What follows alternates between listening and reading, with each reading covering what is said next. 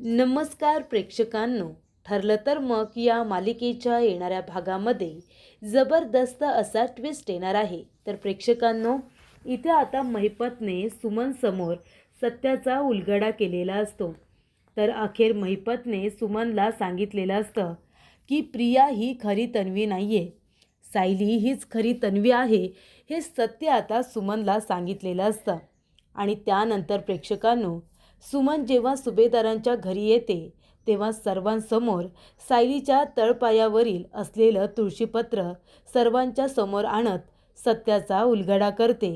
सायली हीच खरी तन्वी आहे हे सत्य आता ती सगळ्यांना सांगते.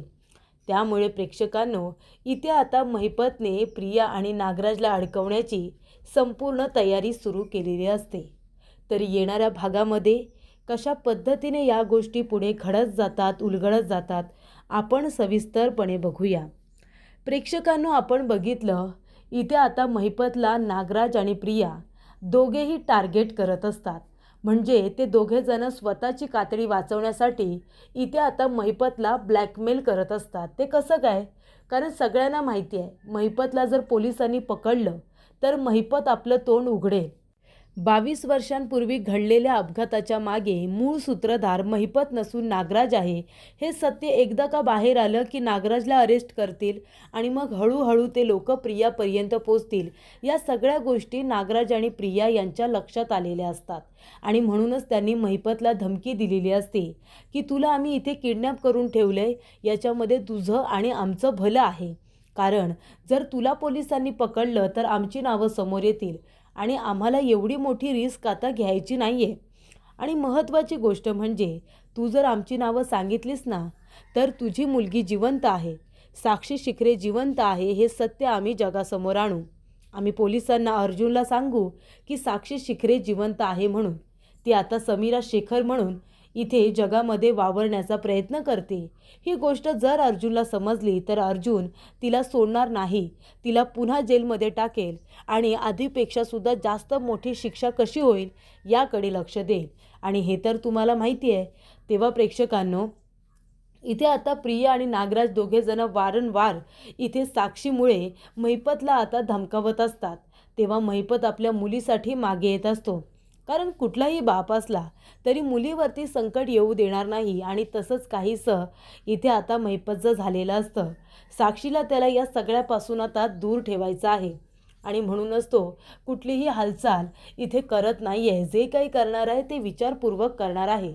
आणि त्यानंतर प्रेक्षकांनो, इथे आता महिपत आणि सुमन या दोघांना एकाच ठिकाणी बेशुद्ध करून ठेवण्यात आलेलं असतं. सायली अर्जुन तिथे येतात, प्रिया त्यांना चकवा देते आणि त्यानंतर ते लोक तिथून निघून जातात. घरी अस्मिताची तब्येत बिघडलेली असते, त्यामुळे आता सायलीला घरी जावं लागतं. पण अर्जुन मात्र त्या ठिकाणी आता इथे महिपतच्या माणसांचा शोध घेत असतो. कुणीतरी आपल्या हाती लागेल, आपल्याला काहीतरी पुरावे मिळतील असं अर्जुनला वाटत असतं. आणि प्रिया इथे नागराजची साथ द्यायला आलेली असते. आणि त्यावेळेला इथे आता सुमन थोडीशी का होईना पण प्रियाला बघते, कारण तिचा आवाज आता सुमनने ऐकलेला असतो. अस्मिताला इथे आता सचिनने धक्का दिलेला असतो, त्यामुळे अस्मिता पडलेली असते, तिला चक्कर आलेली असते, सारखी सारखी बेशुद्ध होत असते. त्यामुळे सगळेजण अस्मितासाठी टेन्शनमध्ये असतात. अर्जुनला फोन केल्यानंतर अर्जुनने सांगितलेलं असतं की सचिन मला घरामध्ये दिसता कामा नये, त्याला आता आपण एकही चान्स द्यायचा नाही आहे, आताच्या आता त्याला घरातून बाहेर काढा, मी यायच्या आत तो घरातून बाहेर गेला पाहिजे. तेव्हा इथे आता प्रताप काकांनी सचिनला घरातून हकलून दिलेलं असतं. त्यानंतर प्रेक्षकांनो, इथे आता अर्जुन हा महिपतच्या शोधामध्येच असतो. आणि तेवढ्यातच प्रेक्षकांनो, इथे आता महिपत हा सुमनला आता बघत असतो.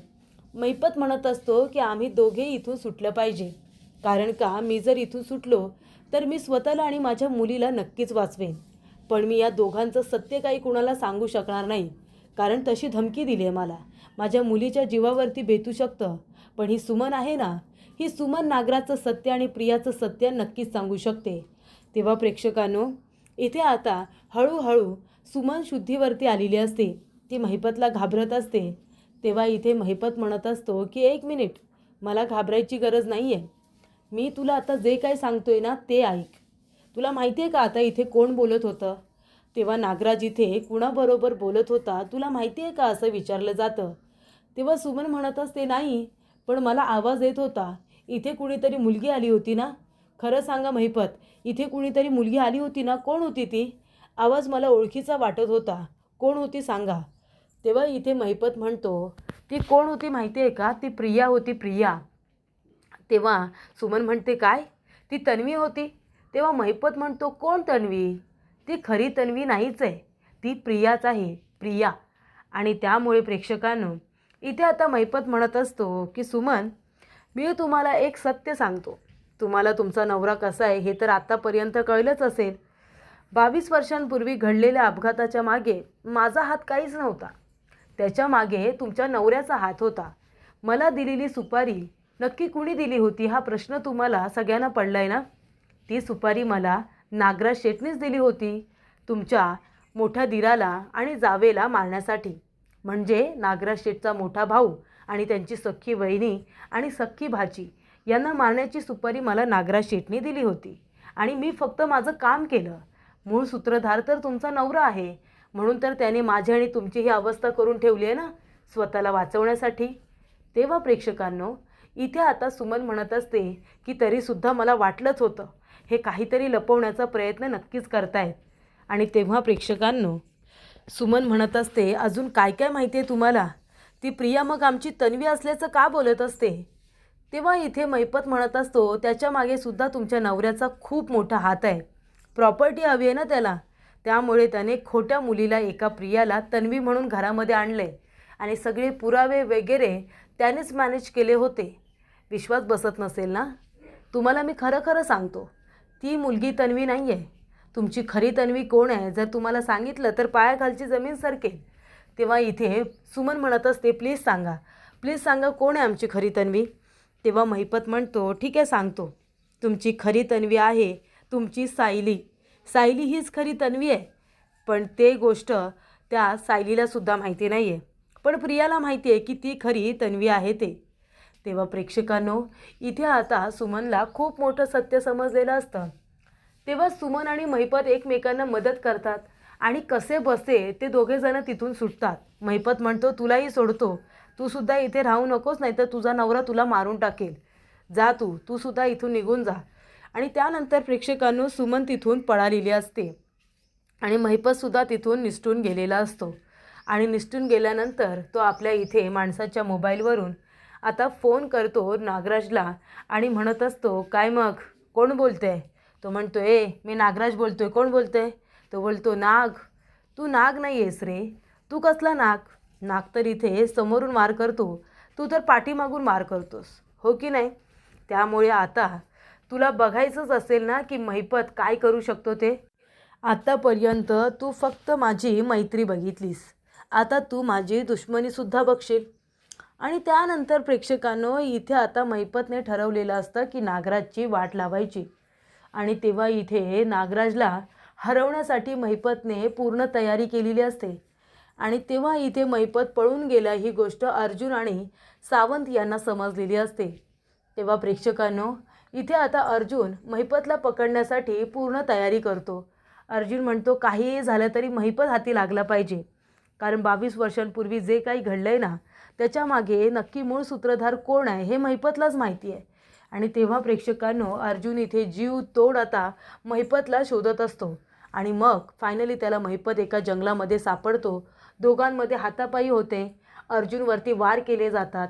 अर्जुनसुद्धा त्याला खूप मारतो आणि शेवटीला महिपत सापडलेला असतो. महिपतला इथे आता इन्स्पेक्टर सावंत येतात आणि घेऊन जातात. त्यानंतर प्रेक्षकांनो इथे आता सुमन डिरेक्टली सुभेदारांच्याच घरी आलेली असते, कारण त्याच ठिकाणी आता रविराज काका आणि प्रतिमा असतील हे तिला माहिती असतं. आणि म्हणूनच ती डिरेक्टली आपल्या घरी न जाता सुभेदारांच्या घरी जाते, कारण तिला नागराजची भीती वाटत असते. तिथे गेल्यानंतर सुमनला बघून सगळ्यांना आश्चर्याचा धक्का बसतो. सुमनला चक्कर येते, ती चक्कर येऊन खाली पडते. तेव्हा तिला आता रूममध्ये घेऊन जातात आणि त्या ठिकाणी आता अश्विन डॉक्टरच आहे. अश्विन तिला चेक वगैरे करतो. सुमन काकी ही खूपच जास्त वीक झालेली आहे असं सांगितलं जातं. तिला इथे ग्लुकोजची गरज आहे, तिला सलाईन लावायला पाहिजे आणि काही इंजेक्शनंसुद्धा दिली पाहिजे.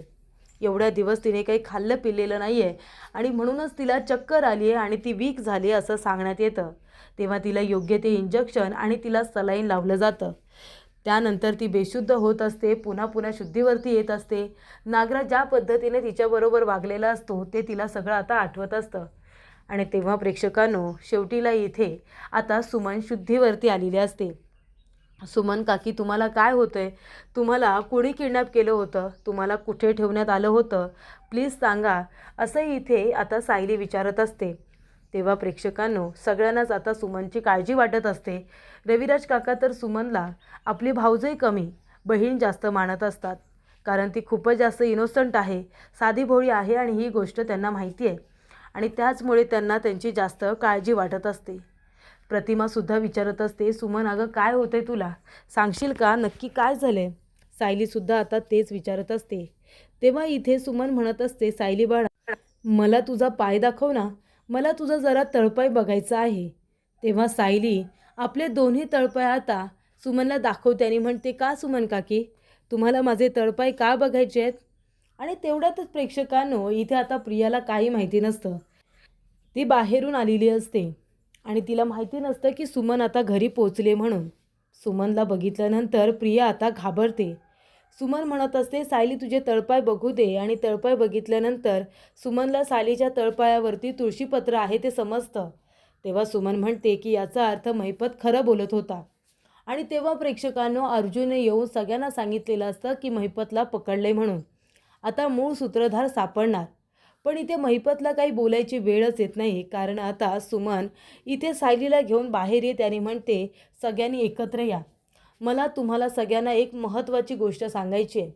तेव्हा इथे प्रियाला वाटतं की आता ही सुमन काय सांगणार आहे? नागराजने किडनॅप केलेलं तेच सांगेल वाटतं. तेव्हा इथे सुमन म्हणते की तुम्हाला सत्य सांगायचं आहे. आत्तापर्यंत आपल्यासमोर जी राहत होती, जी वावरत होती, जी मुलगी आपल्याला त्रास देत होती, ती मुलगी खरी तन्वी नाहीच आहे. आणि खरी मुलगी कोण तन्वी आहे हे जर तुम्हाला कळलं तर तुम्हाला धक्का बसेल. तर कोण खरी तन्वी आहे असं आता विचारलं जातं. सुमन म्हणते, आपली सायली हीच खरी तन्वी आहे, प्रिया नाही. प्रिया एक फ्रॉड मुलगी आहे. ज्यांनी इथे तिला आणलं ना, ते कोण आहेत माहिती आहे का? महिपत आणि नागराज हे दोघेजण आहेत प्रियाला आणणारे. तर प्रॉपर्टीसाठी इथे आता खोटी तन्वी म्हणून प्रियाला या घरामध्ये यांनीच आणले. यांनीच मला किडनॅप केलं होतं आणि त्यांनीच महिपतला किडनॅप केलं होतं. आणि 22 वर्षांपूर्वी घडलेल्या अपघाताच्या मागे महिपतचा इतका हात नाही आहे. त्याने अपघात घडून आणला हे मान्य आहे, पण त्याला तर सुपारी देण्यात आली होती आणि तीसुद्धा यांनीच दिली होती, फक्त आणि फक्त प्रॉपर्टीसाठी. हे आता सुमन सगळ्यांना सांगते. त्यामुळे आपल्या घरामध्ये जी मुलगी आता तन्वी म्हणून राहते, तिच्याशी आपला काडी मात्र संबंध नाही आहे, ती कुणीच नाही आहे आपली. तेव्हा अश्विन म्हणतो, तरीच इथे तिच्या पायावरची जी काही तुळशीपत्राची खूण आहे ती कालांतराने इतकी पुसट झालेली आहे. आणि तेव्हा प्रेक्षकांनो, रविराज काका म्हणतात, सुमन हे तू काय बोलतेस? माझी मुलगी सायली आहे? तेव्हा इथे सुमन म्हणते, हो भाऊजी, खरी तन्वी तर सायलीच आहे. आपल्याला सगळ्यांना वाटत होतं ना की प्रतिमाताई आणि सायली यांचे गुण इतके मिळते जुळते कसे काय? या दोघीजणी इतक्या सिमिलर कशा काय आहेत? तेव्हा अर्जुन म्हणतो, तरी मला वाटतच होतं की तुमच्या दोघींचं नक्कीच काहीतरी नातं आहे. मला वाटायचं मागच्या जन्मीचं नातं आहे, पण तुमच्या दोघींचं तर याच जन्माचं नातं आहे हे आता कळतं आहे. तेव्हा सायलीच्या तळपायावरील तुळशीपत्र आता इथे सुमन सगळ्यांना दाखवते. ती म्हणते, हे बघा. आणि इथे प्रियाच्या पायावरती असलेलं तुळशीपत्र हे खोटं आहे. तेव्हा प्रेक्षकांनो, हे मला स्वतः महिपतने सांगितलं. ही गोष्ट आता ती प्रियासमोर बोलत नाही. ती म्हणते, मला माहिती आहे, पण हे सगळं महिपतने सांगितलेलंच असतं.